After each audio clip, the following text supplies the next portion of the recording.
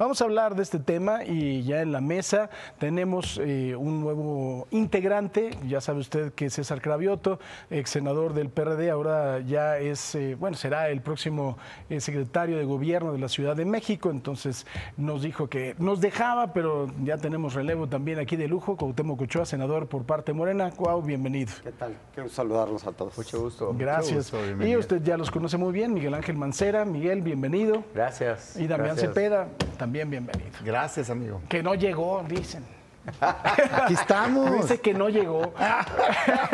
Bueno, a ver, aquí varias cosas. Se da precisamente esta reforma al Poder Judicial en medio de dos polémicas, de dos senadores, de Miguel Ángel Yunes, que primero va el papá, después llega el hijo, que estaba muy gravemente enfermo, pero después se curó, y después el senador Barreda de Movimiento Ciudadano.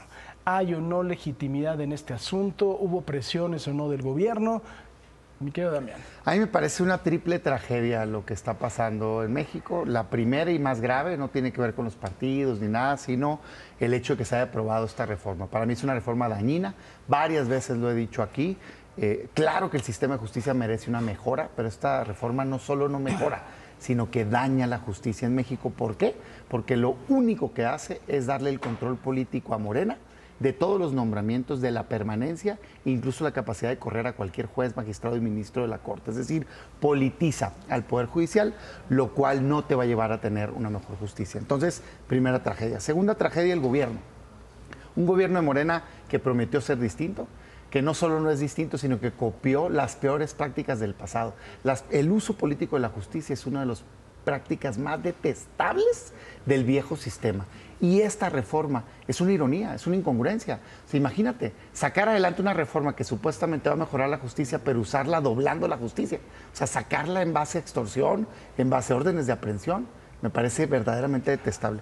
Y la tercera tragedia que veo es la crisis de la oposición.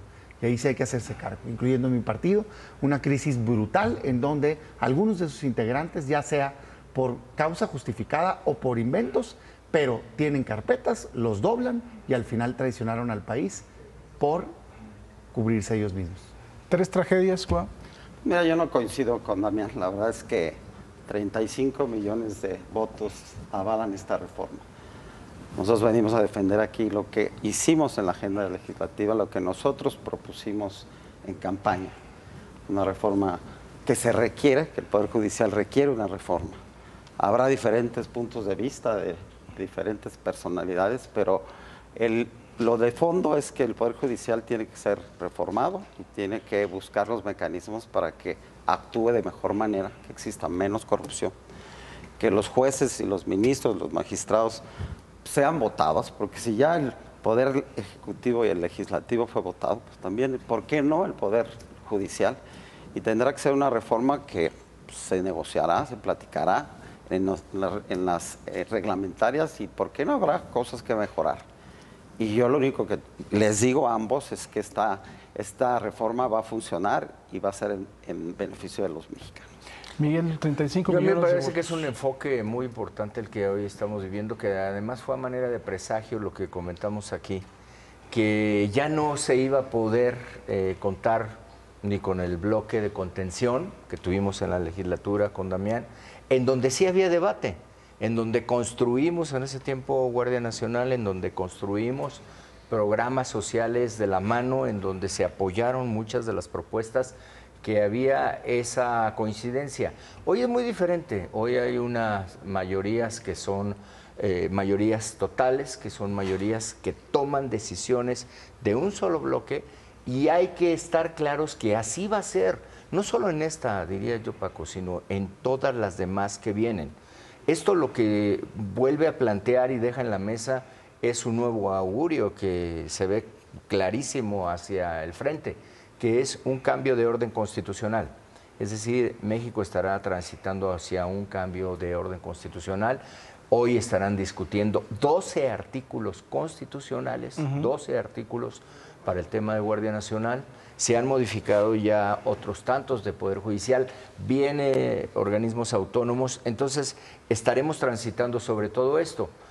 No hay una oposición que pueda hacer eso que era el bloque de contención.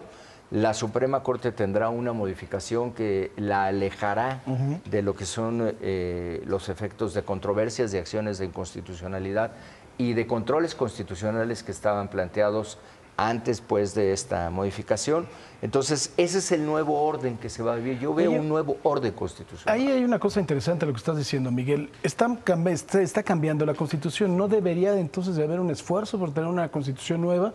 Porque esto ya es una cosa, digo, tú eres experto en ello, ¿no? Doctor en Derecho Constitucional. Ya de lo que estudié el día de hoy, pues es como haber leído El Principito y ahora estar leyendo a Javiera Hollander, ¿no? Ya es otra cosa. Es otra cosa absolutamente distinto. Esto que se va a cambiar, por ejemplo, que nosotros empezamos con una policía, que era una policía civil, una policía nacional, a este modelo que va y que lo que te marca es que seguirá una estrategia, pero que cambiará en la esencia quiénes estarán a cargo de la seguridad pública. Se conserva el concepto de seguridad pública, pero se elimina la parte civil. Entonces veía yo los debates que estaban planteando organizaciones de derechos humanos muy connotadas, el propio alto comisionado de Naciones Unidas. Eso no se va a frenar, va para allá y eso es una nueva realidad que va a vivir el país. A ver, dos cosas. Primero, claro que se requieren cambios en el país en los distintos temas, en seguridad pública, en justicia y demás, pero tiene que cuadrar el diagnóstico con la medicina, pues.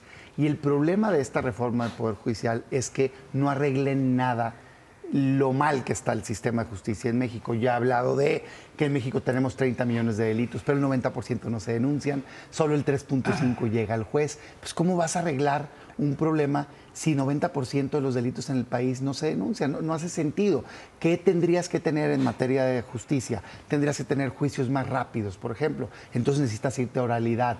Tendrías que tener jueces más capacitados. Tendrías que tener justicia más barata. Entonces necesitas defensores públicos capacitados y suficientes. Necesitarías justicia digital, necesitarías justicia cívica. Nada de eso viene.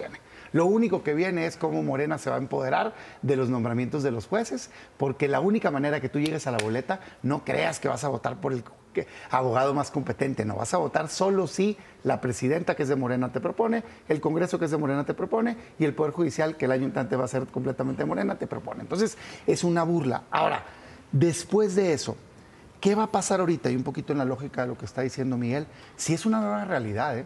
Y aquí mi mensaje va para la oposición, no se han querido dar cuenta. No solo doblaron estos votos indebidamente y lograron esta dañina reforma al Poder Judicial. Ahí no acaba la tragedia, no. Ya ahora tienen la supermayoría, tanto en Cámara de Diputados como en el Senado, para aprobar la reforma que quieran, la que quieran, sin contrapesos. Pero no solo eso, sino lo que decía Miguel. Ya ahora no tienen el tercio la oposición para presentar ni siquiera una acción de inconstitucionalidad. No juntan las firmas. Entonces, ¿qué queda? La voz. Es lo único que queda, Paco. Entonces, tienen que ser voces fuertes, articuladas, congruentes, que hagamos toda una estrategia para convencer a la presidenta electa y a su círculo cercano de que es indebido esas reformas y siempre proponer una alternativa.